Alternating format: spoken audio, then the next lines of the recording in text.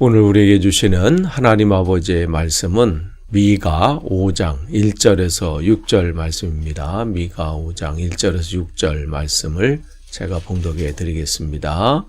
군대의 도성아 군대를 모아라. 우리가 포위되었다. 침략군들이 몽둥이로 이스라엘의 통치자의 뺨을 칠 것이다. 그러나 너 베들레헴 에브라다야, 너는 유다 여러 족속 가운데서 작은 족속이지만 이스라엘을 다스릴 자가 내게서 내게 나올 것이다. 그의 기호는 아득한 옛날 태초에까지 거슬러 올라간다. 그러므로 주님께서는 해산하는 여인이 아이를 낳을 때까지 당신의 백성을 원수들에게 그대로 맡겨두실 것이다.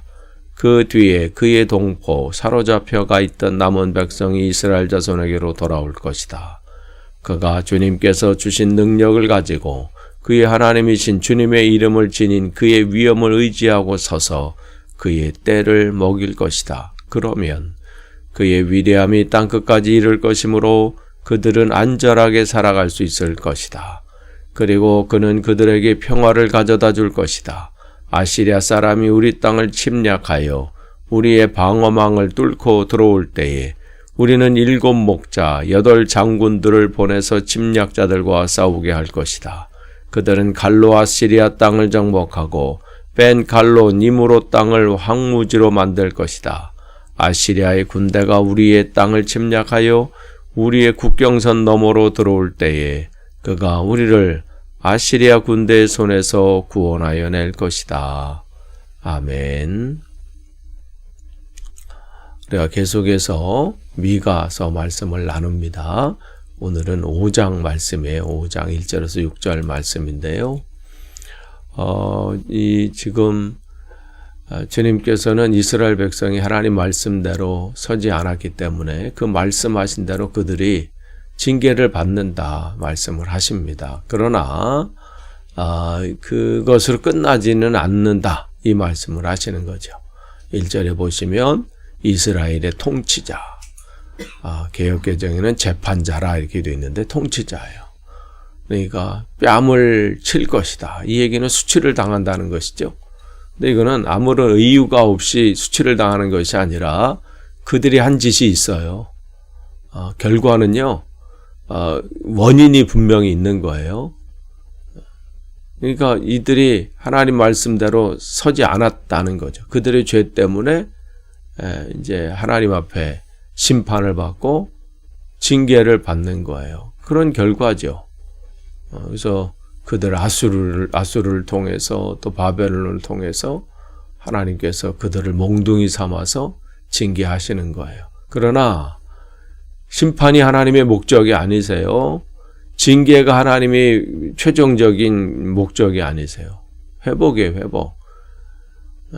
그들이 그렇게 돌이켜서 온전히 하나님과 하나가 될 때, 그의 의를 구하고 그의 의 안에서 거할 때 하나님은 그것을 목표로 삼고 계시는 것이죠. 그래서 회복시키실 것이다.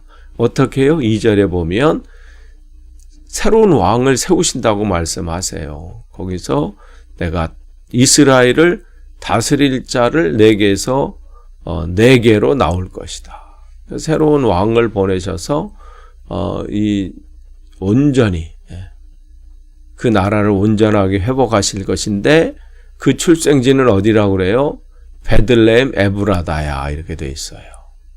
그래서 그 베들레헴에서 한 왕이 나타난다. 그런데 그 왕은 어디냐? 다윗의 후손이라는 거예요.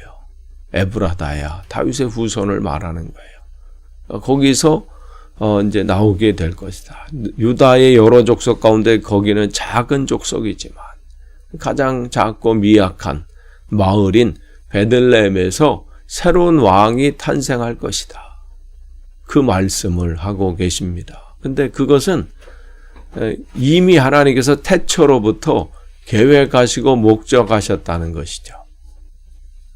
이것을 통해서 하나님은 메시아를 보내실 것이다. 온전히 그 땅을 인간의 어떤 왕으로 통치력으로 잠깐 되는 것 같지만 온전해지는 것은 메시아가 올 때 이 땅에 온전한 회복이 있음을 오늘 또 미가서를 통해서 또 예언해 주시는 거예요. 결국 구약 성경은요, 오실 예수님, 오실 메시아, 그분을 계속해서 우리에게 말씀해 주고 그곳으로 말씀을 이끌고 가고 계십니다.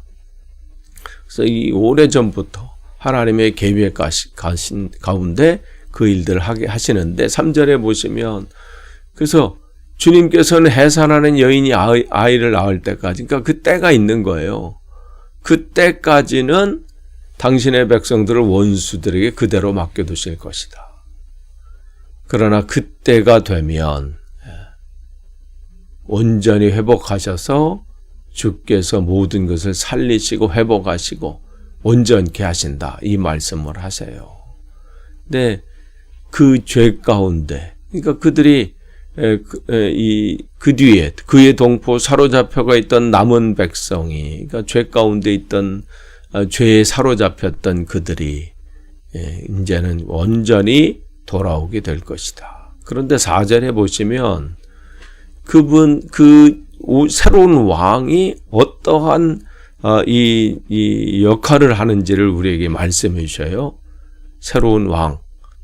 그 4절에 보시면 그 왕은 자기의 능력으로 뭘 하는 게 아니에요. 대단한 능력을 가지고서 그분의 게 아니라 뭐라고 했어요? 그가 주님께서 주신 능력을 가지고, 그러니까 우리가 요한복음에서도 보지만, 읽으실 때 알지만, 예수님께서 늘 말씀하시는 게 뭐예요? 나는 내 힘으로 하는 게 아니다. 주님께서 나에게 힘을 주셔서 또 그 힘을 가지고 한다.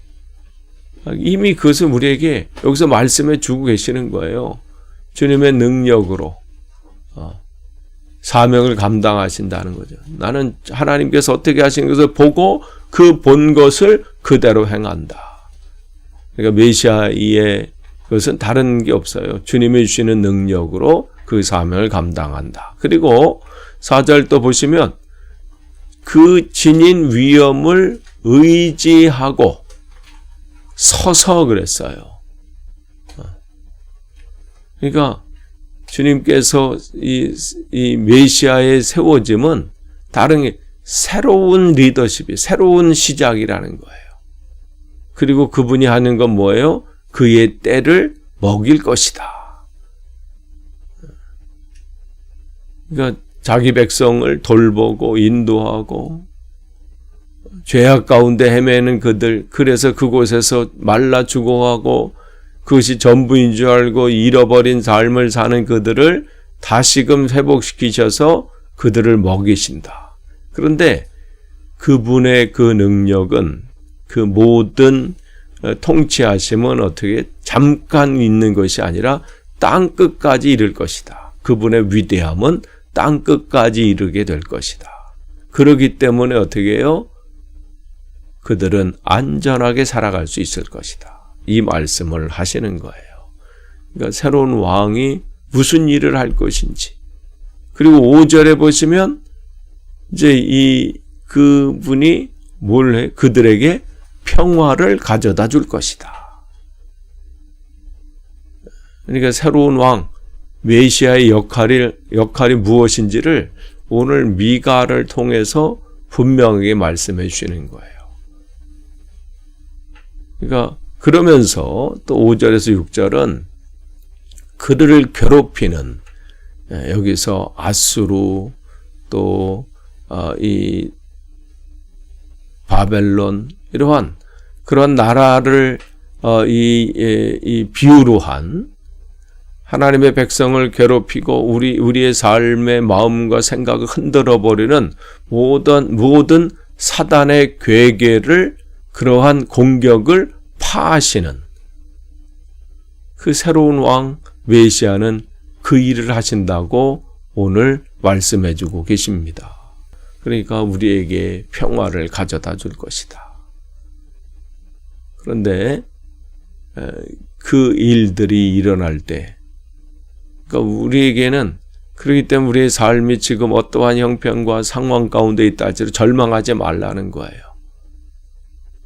그 가운데 어제 우리에게 말씀을 여러분이 기억하신다면, 그들이 포로로 잡혀가고 고난과 역경 속에 있고 그곳에서 주님께 돌이킬 그때에 주님께서 회복하신다 말씀을 하시는 거예요. 그러니까 오늘 이 5장, 미가서 5장 1절에서 6절 말씀은 그들이 고난 가운데 있을 때 어떻게 주님께서 새로운 일들을 진행하실지를 그들에게 지금 말씀하고 계시는 것이죠. 여기서 7 목자, 8 장군들, 그들 침략자들과 싸우게 할 것이다. 그러니까 하나님의 놀라운 능력과 하나님의 계획하심을 가지고 모든 일이 진행된다는 거예요. 그들은 칼로 아시리아를 땅을 정복하고 뺀 칼로 니무롯 땅을 황무지로 만들 것이다. 니무롯은 바벨론을 의미해요. 그러니까 지금은 그 아수르가 됐든 또 그 이어서 나오는 바벨론이 됐든 그들 이스라엘 백성들의 눈에 볼 때는 야, 저런 강대국을 저러한 힘을 가진 나라를 우리가 과연 이겨낼 수 있을까?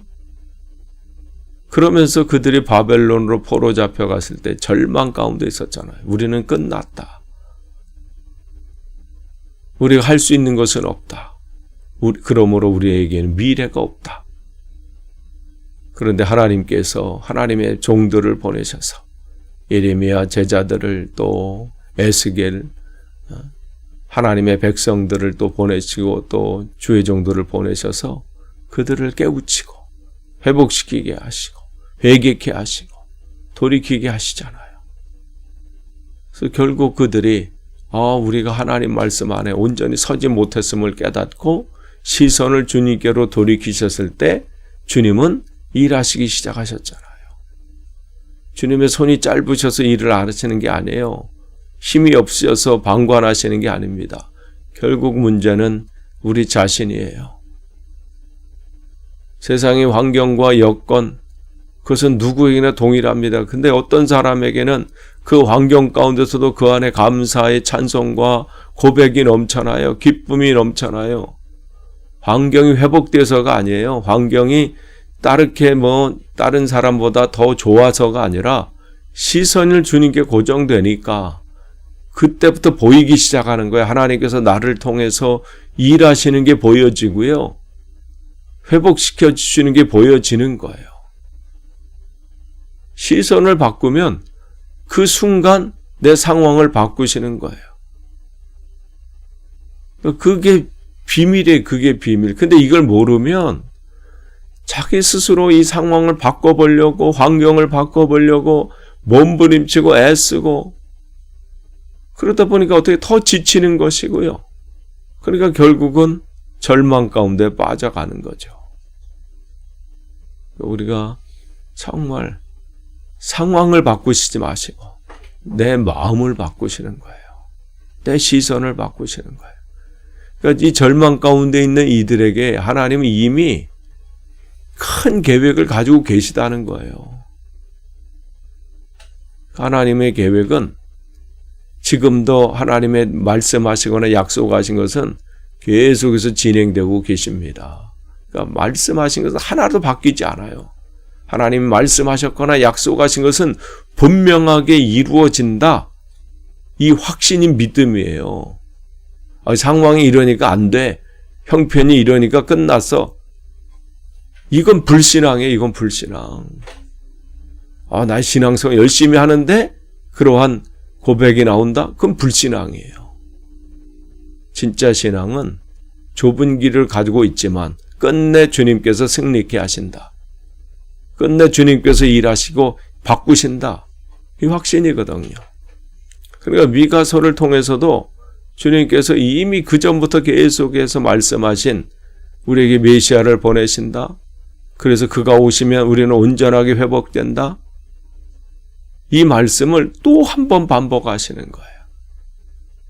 그러니까 이 말씀은요, 지금도 계속해서 주님께서 다시 오신 그 주님, 우리에게 분명히 말씀하셔서 다시 오신다. 내가 너희들이 본 대로 다시 온다. 그러면 우리는 이 시대에 여러분이 어떠한 절망 가운데 있다 할지라도, 그런 환경 가운데 있으신다 할지라도 다시 오실 주님을 기다리고 그분을 신뢰하고 오늘을 살아내시는 거예요.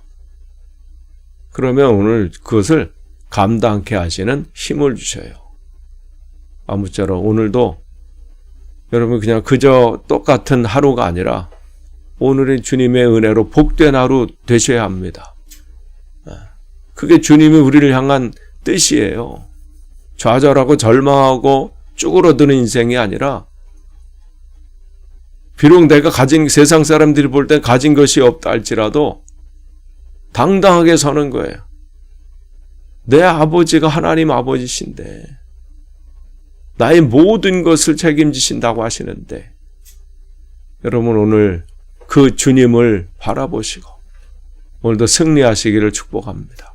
기도하겠습니다. 하나님 감사합니다. 주님께서 우리에게 약속하신 이 말씀 오늘도 붙잡습니다. 우리를 새로 세우실 것이고 회복하실 것이고 평강을 주실 것이고 주님의 사명 감당케 하실 것을 믿습니다.